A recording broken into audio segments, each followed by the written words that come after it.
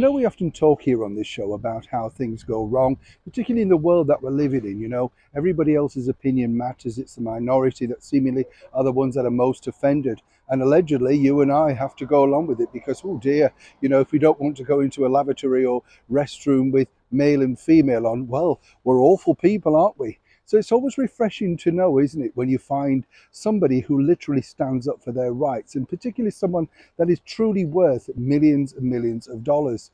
And when you think about it also, they're set to lose millions of dollars by simply standing up for their rights. Whatever you think about this particular gentleman, what you have to say is he truly does stand by what he believes in.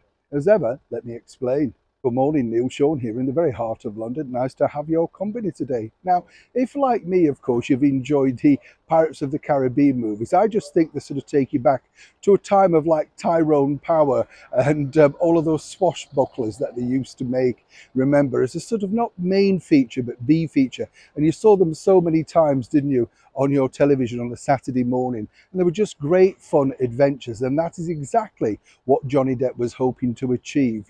Something similar to sort of Douglas Fairbanks Jr., that type of thing, appearing in those movies, making kids like you, and of course doing some good escapism, that sort of thing.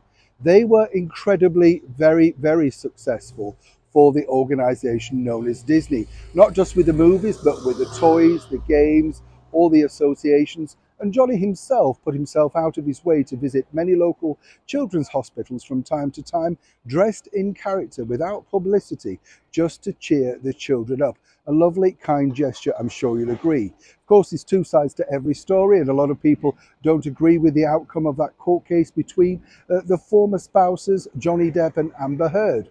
It's up to you to decide that.